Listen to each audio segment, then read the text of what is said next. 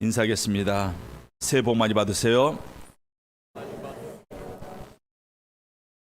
설날까지 계속 인사할 겁니다. 여러분들 새해 복 많이 받으세요.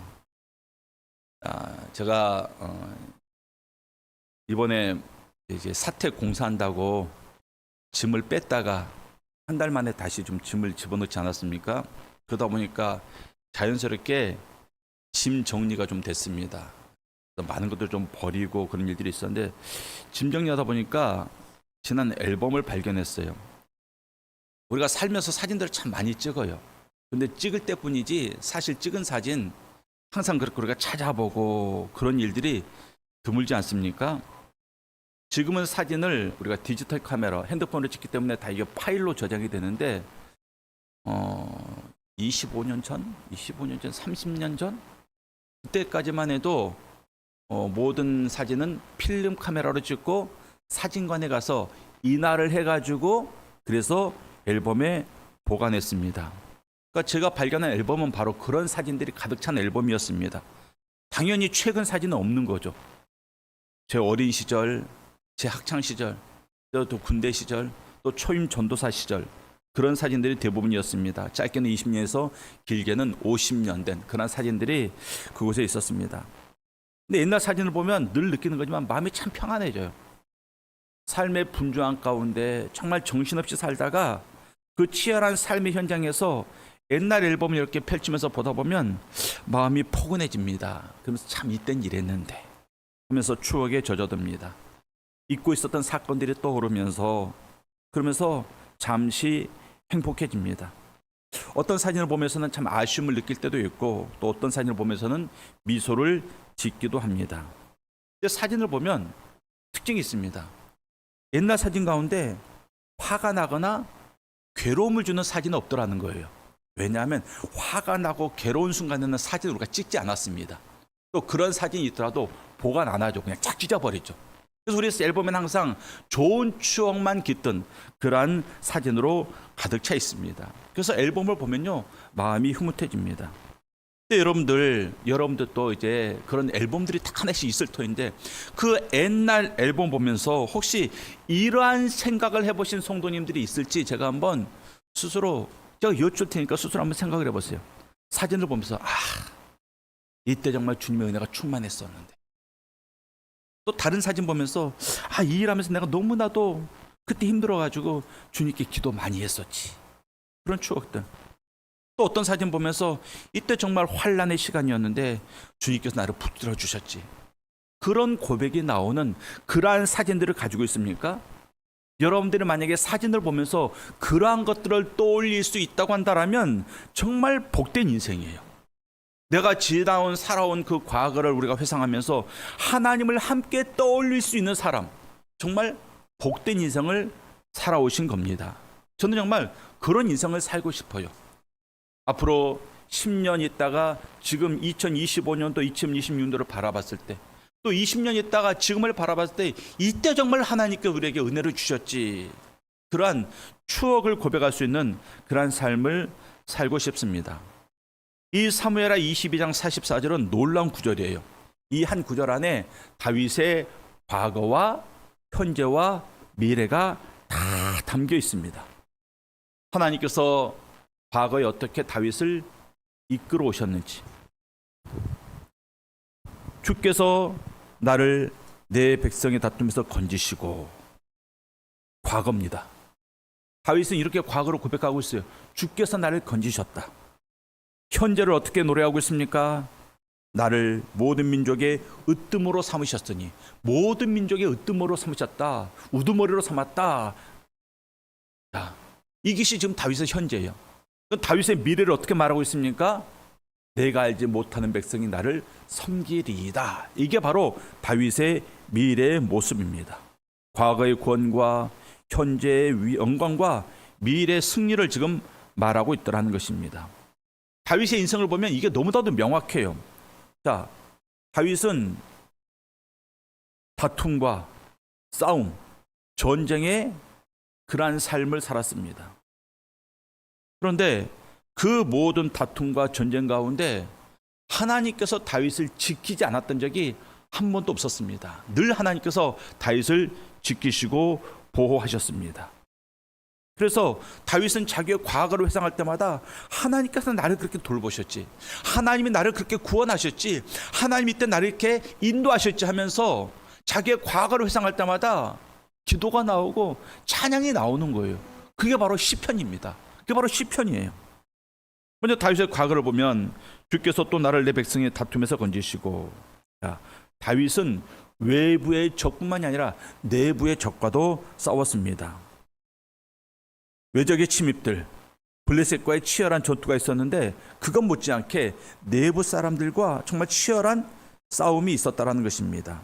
가장 가까운 사람들, 자기의 가족들, 또 자기 신하들, 자기 백성들, 이런 사람들로부터 배신을 당하고 공격을 당하는 그러한 삶을 살았습니다. 이게 참 고통스러운 거예요. 여러분들, 외부 사람과 싸울 때는요, 그냥 싸우다가 몇 대 맞았어도 시간이 지나면 그냥 잊혀집니다. 근데 여러분들, 내부 사람과 싸워야 돼요. 내부 사람과. 내부 사람과 싸우면요, 어떻게 계속 얼굴 봐야 되잖아요. 얼굴 안 볼 수 없잖아요. 그냥 그래, 난 네 그냥 얼굴 안 보면 되지, 너랑 관계 끊으면 되지, 이게 안 되잖아요. 그렇기 때문에 내부 사람과 싸우면 훨씬 더 그 싸움이 격렬하고 고통스럽고, 그리고 그 아픔이 오래 가게 됩니다. 다윗은 자신의 과거에 대해서 주께서 나를 건지시고 이렇게 표현하고 있어요. 그럼 도대체 왜 건졌다고 말하고 있는가? 이 말은 자기가 직접 싸우지 않았기 때문에 그래요. 내가 싸워서 이겼으면 내가 했다 그럴 텐데 다윗은 자기가 싸우지 않았습니다. 그렇기 때문에 주께서 건지시고 이렇게 말하는 겁니다. 다윗이 사울에게 쫓겨당할 때 사울을 죽일 기회가 몇 번 있었습니다. 그런데 다윗이 사울을 죽였습니까? 안 죽였습니다. 또 압살롬 아들이 반역을 일으킬 때도요, 계속해서 물러납니다. 적극적으로 대응하지 않아요. 부하들이 보기에 답답할 정도로 다윗이 그렇게 처신을 합니다. 왜냐하면 하나님의 때를 기다렸거든요. 또 세바라는 사람이 반란을 일으킵니다. 그때도 다윗이 직접 싸웠습니까? 아니에요. 싸우지 않았습니다. 그저 성읍의 주민들이 세바를 죽이고 목을 잘라서 성읍 밖으로 보내지 않습니까? 무슨 말이냐? 다윗이 외부의 적 블레셋과 싸울 때는요, 가장 앞장서서 싸웠어요. 가장 용감하게 싸웠습니다. 목숨 바쳐 싸웠습니다. 그런데 같은 이스라엘 사람과의 갈등에서는 늘 양보했다라는 것이에요. 늘 양보했습니다. 근데 중요한 것은 다윗이 양보했다고 해서 다윗이 졌습니까? 아니에요. 양보했지만 늘 이겼습니다. 손해보지 않았습니다. 왜냐하면 하나님께서 해결하셨기 때문에 그래요. 다윗이 지금 그것을 말하고 있습니다.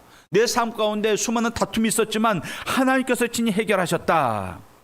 다시 말해서 다윗의 지나온 삶은, 다윗의 과거는 자신의 능력으로 살았던 과거가 아니라 바로 하나님의 은혜와 하나님의 능력으로 살았던 그러한 과거였던 것입니다. 우리도 마찬가지예요. 우리에게도 다툼과 갈등이 있습니다. 여러분들 과거를 보십시오. 여러분들 다툼 없이 살았습니까? 아닙니다. 다툼과 갈등이 있었습니다. 가정 안에서 부부 간의 갈등, 또 부모와 자녀 간의 갈등, 또 형제 간의 다툼이 있습니다. 너무나도 우리를 힘들게 합니다. 교회 안에서 마찬가지예요. 성도 간의 오해와 다툼이 있고, 또 리더 그룹 간의 다툼이 있고, 또 세대 간의 갈등이 있고, 또 교회 안에서 어떤 경우는 파벌이 있어요. 파벌 다툼이 있고. 그런데 초대교회가 그랬습니다. 고린도 교회가 그랬고요, 빌립보 교회도 그랬습니다. 네, 이러한 다툼 속에서, 이러한 내부의 싸움 가운데 우리가 어떻게 해야 되는가? 다윗처럼 하면 돼요. 다윗처럼. 외부의 공격에는 앞장서서 적극적으로 싸우지만 내부의 싸움에서는 뭐 하라고요? 하나님께 맡기라는 것입니다. 요셉을 보십시오. 형들이 팔았습니다. 원수죠. 그런데 이 형들에 대해서 요셉이 뭐라고 말합니까? 창세기 50장 20절 말씀. 자, 요셉은 자기를 팔았던 형들에 대해서 이렇게 말하고 있습니다. 다 같이 읽겠습니다. 당신들은 나를 해하려 하였으나 하나님은 그것을 선으로 바꾸사 오늘과 같이 많은 백성의 생명을 구원하게 하시려 하셨나니. 자, 뭐라고 말합니까? 당신들은 나를 해치려고 했지만 하나님이 그것을 선으로 바꾸셨습니다. 그렇게 말하잖아요. 하나님께서 손으로 바꾸셨다. 그래서 요셉이 형들에게 보복 안 하지 않습니까? 더 많은 사랑으로 형제들을 대우하고 있습니다. 다윗도 마찬가지예요. 사울과의 관계에 있어서 여호와께서 기름 부심 받은 자를 내가 해하지 않겠다 하면서 끝까지 자기 손에 피를 묻히지 않습니다. 그리고 결국 하나님께서 다 해결해 주십니다. 내가 한 것보다 더 완벽하게 하나님께서 해결해 주시다는 것입니다. 그러니까 우리가 할 일이 무엇입니까? 갈등 관계에 있으면 하나님께 맡기면 돼요. 하나님께 맡기면 우리가 훗날 지금 이때를 돌아보면서 주께서 나를 건지시고, 다윗과 같은 그런 고백이 나올 수 있는 겁니다. 주께서 나를 건지시고, 우리가 넘어질 것 같았지만 지켜주셨고, 무너질 것 같았지만 붙들어 주셨고, 죽을 것 같았지만 살려주셨던 그 은혜를 우리가 체험하며 살아야 되는 것입니다. 그래서 우리도 우리의 과거를 우리가 생각할 때마다 참 이때 하나님의 은혜로 살았다, 하나님이 지켜주셨다, 하나님이 인도하셨다, 이런 고백이 나오는 우리 성도님들의 과거를 만들어 가실 수 있기를 바랍니다. 자, 그럼 또 다윗의 현재를 보도록 하겠습니다. 44절 중반절을 보면 모든 민족의 으뜸으로 삼으셨으니, 옛날 성경에는 열방의 머리로 세우셨으니 그렇게 되어 있습니다. 같은 표현인데 이것은 지금 현재 다윗이 누리고 있는 그 위치를 말하고 있습니다. 다윗이 주변 민족들을 정복했죠. 그리고 그들에게 조공을 받습니다. 그리고 동맹을 맺습니다. 블레셋, 모압, 에돔, 암몬, 아람 등이 다윗에게 복종을 했습니다. 다윗은 군사적으로 강한 왕, 이것으로 만족하지 않았습니다. 다윗은 하나님을 경외하는 왕이었기 때문에 다윗이 점령한 모든 나라들 가운데 하나님의 영광을 드러냈습니다. 그래서 이방 민족들이 다윗 때문에 하나님을 알게 됐습니다. 다윗 때문에 하나님의 위대하심을 그들이 보았다라는 것입니다. 그래서 그들이 고백하지 않습니까? 다윗을 보면서 열방이 고백합니다. 이스라엘의 하나님이 참 하나님이시다. 다윗을 보고 그렇게 고백한 거예요. 근데 중요한 것은 이러한 위치로 삼으셨으니 그랬어요. 다윗이 기어 올라간 게 아닙니다. 그 위치 하나님께서 세워주신 겁니다. 다윗이 원래 양치는 소년이었잖아요. 형제들 중 막내였습니다. 주목받지 않았습니다. 아버지도 그 아들을 주목하지 않았어요. 원래 비범한 자식은요, 어제부터 부모들이 주목합니다. 근데 부모로부터 주목받는 아들이 아니었습니다, 다윗은. 근데 하나님이 그를 선택하시고 왕으로 삼으시잖아요. 그러니까 이것은 인생 성공했네, 이 차원이 아닌 겁니다. 성공했네가 아니라 완전히 새로운 차원의 위치에 올라서게 된 것입니다. 생각을 해보세요. 양치는 소년이 죽어라고 노력하면 인생의 말미에 왕이 될 수 있겠습니까? 못 됩니다. 왕이 못 됩니다. 누가 한 겁니까? 하나님이 하신 겁니다. 여러분들이 직장 생활해요. 여러분들이 이 사회에서 직장 생활하면서 직장인으로서 열심히 노력해요. 정말 열심히 노력합니다. 노력해서 어디까지 올라갈까요? 부장까지는 올라갈 수 있어요. 부장까지는 노력하면 올라갑니다. 근데 이사가 되려면요, 노력만으로 안 됩니다. 사장님이나 회장님의 은혜가 있어야 돼요. 군인도 마찬가지예요. 군대 가서 장교가 소위로 임관해서 열심히 노력한다고 별을 달 수 있습니까? 아닙니다. 열심히 노력하면요, 중령 대령까지는 갈 수 있어요. 노력하면. 그런데 별을 다는 것은요, 노력으로 되는 게 아니에요. 제가 찾아봤더니 영광급까지는 진급심사위원회가 열려서 정하고 장관이 결재한다 그럽니다. 물론 대통령한테 보고는 해요. 근데 이 장성급은요, 진급심사위원회와 장관을 거쳐서 대통령이 승인을 해야 된다고 합니다. 그러니까 여러분들, 노력한다고 별을 다는 게 아닙니다. 윗사람의 은혜가 부어져야 됩니다. 그러니까 다윗이 왕이 된 것은 사람의 능력이나 노력으로 된 게 아니라는 것이에요. 철저히 하나님이 세우신 겁니다. 근데 하나님은 하나님의 백성들을 그렇게 높여주신다, 이것을 지금 말씀하고 있는 겁니다. 여러분들 생각을 해보세요. 우리가 노력만 하면, 인간이 노력만 하면 누구나 다다를 수 있는 그 자리, 그게 영광스럽습니까? 아니잖아요. 인간의 노력으로 다다를 수 있는 자리인데 그게 뭐가 영광스럽습니까? 물론 그 노력은 칭송받아 마땅합니다. 근데 하나님이 우리에게 주신 그 은혜와 축복은 인간의 노력의 열매하는 비교조차 할 수 없는 놀라운 크고 귀하고 복된 것임을 우리가 깨달아 알아야 한다는 것입니다. 다윗이 현재 누리고 있는 이 위치, 하나님께서 세워주신 결과입니다.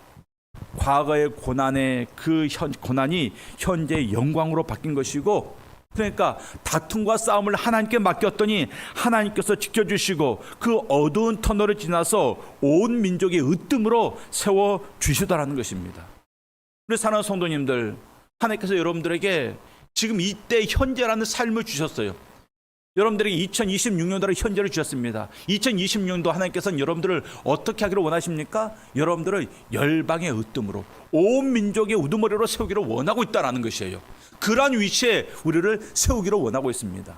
그럼 우리는 뭐 해야 됩니까? 그 자리에 올라가야죠. 그 자리에 올라가면 되는 겁니다. 내가 하는 게 아니에요. 하나님께서 하시는 겁니다. 하나님께서 우리를 낮추기도 하시고 높이기도 하시고 그런 능력이 하나님이십니다. 우리를 죽이기도 하시고 살리기도 하시는 그런 하나님이심을 우리가 알아야 됩니다. 요셉을 보십시오. 형들과 팔려서 노예가 되었습니다. 억울하게 감옥에 갇힙니다. 그런데 하나님이 그를 총리로 세우시잖아요. 어떻게 이방인, 또 노예, 죄수가 총리가 됩니까? 하나님이 하신 거예요. 하나님이 하신 겁니다. 다니엘도 마찬가지입니다. 포로로 끌려갔습니다. 포로로 끌려간 젊은 청년이 나의 나라를 잃고 가족과 헤어지고 이방 땅에서 살다가 뭐가 됩니까? 바벨론과 페르시아의 총리가 되었습니다. 누가 한 겁니까? 하나님이 하신 거예요. 하나님이 하신 겁니다. 에스더도 그래요. 부모 없는 고아입니다. 삼촌 밑에서 자랐습니다. 또 이방인입니다. 포로의 후손입니다. 그런데 그러한 이 에스더가 어떻게 됩니까? 페르시아의 왕후가 되잖아요. 누가 한 겁니까? 하나님이 하신 겁니다. 신약에도 마찬가지예요. 베드로 보십시오. 우리가 이렇게 섣불리 좀 단정하기는 뭐하지만 대부분의 사람들이 베드로가 배움이 짧은 무식한 사람이다 그렇게 여기고 있습니다. 예, 맞아요. 무식한 어부였습니다. 근데 예수께서 그를 제자로 삼으시고 베드로가 어떻게 됩니까? 교회의 기둥으로 베드로를 세우십니다. 그가 설교할 때 3,000명이 회개하는 그런 역사가 베드로를 통해서 나타나더라는 것입니다. 노력으로 된 겁니까? 아니죠. 하나님이 세우신 거예요. 바울도 마찬가지입니다. 얼마나 교회를 핍박했습니까? 예수 믿는 사람들을 잡아가두고 죽였습니다. 그런 사람이 바로 예수님 다음 가는 그런 전도자가 되었습니다. 바울의 복음이 온 유럽에 퍼졌습니다. 하나님께서 하시더라는 것입니다. 그러니까 여러분들, 하나님께서는 우리의 삶을 단순히 고난 가운데 회복시키는 것, 이것을 원하는 게 아니에요. 하나님께서 우리에게 품으신 계획은 단순히 회복이 아니라, 성공이 아니라 더 높은 곳으로, 우리가 바라보지도 못했던, 바라볼 수도 없었던 그러한 위치에 우리를 세우시는 것입니다. 과거의 고난을 현재 축복으로 바꾸어 가십니다. 과거의 시련이 현재 영광의 밑거름이 되더라는 것입니다. 여러분들, 지금 여러분들의 상황을 봐야 돼요. 내가 지금 어디에 서 있는가, 그걸 봐야 돼요. 여러분들이 지금 어디에 서 있습니까? 여러분들 생각하기에, 아유, 목사님 그렇게 말씀하셔도 지금 내 처지를 보고 내 꼬라지를 보면 이거 뭐 별로 뭐 높은 자리도 아닌 것 같은데, 그렇게 여길 수 있지만 하나님이 여러분들을 어떤 위치에 세우셨는가 우리가 알아야 돼요. 여러분들이 구원받은 것, 그게 그냥 쉽게 넘길 수 있는 그런 자리입니까? 또 하나님의 자녀가 된 것, 하나님의 자녀가 된 것, 이것만으로도 엄청난 축복입니다. 그러니까 요한일서 3장 1절 말씀 보면 이러한 말씀이 있어요. 요한일서 3장 1절 말씀, 우리 다 같이 한번 읽겠습니다. 자, 시작. 아버지께서 어떠한 사랑을 우리에게 베푸사 하나님의 자녀라 일컬음을 받게 하셨는가. 우리가 그러하도다. 그러므로 세상이 우리를 알지 못함은 그를 알지 못함이라. 자, 죄인에서 하나님의 자녀로, 지옥에서 천국 백성으로 삼아 주셨습니다. 이건 노력으로 되는 게 아니죠. 엄청난 승격입니다. 그러니까 여러분들, 지금 내 위치가 세상 사람과 비교해서 세상의 기준으로 바라보지 말고 하나님의 기준으로 바라보십시오. 우리가 얼마나 존귀한 위치에 있는가를 지금 우리가 알아야 됩니다. 또 우리가 교회 지체가 된 것도 축복입니다. 교회 머리가 누굽니까? 예수님이에요. 예수님이 우리를 내버려두지 않고 너 와서 내 팔 해라, 너 와서 내 다리 해라, 너 와서 내 심장 해라, 너 와서 내 갈비뼈가 되어라, 너 와서 내 또 눈이 되어라 하면서 하나님께서 우리들을 교회 지체로 삼아 주셨습니다. 예수님의 몸의 일부가 된 거예요.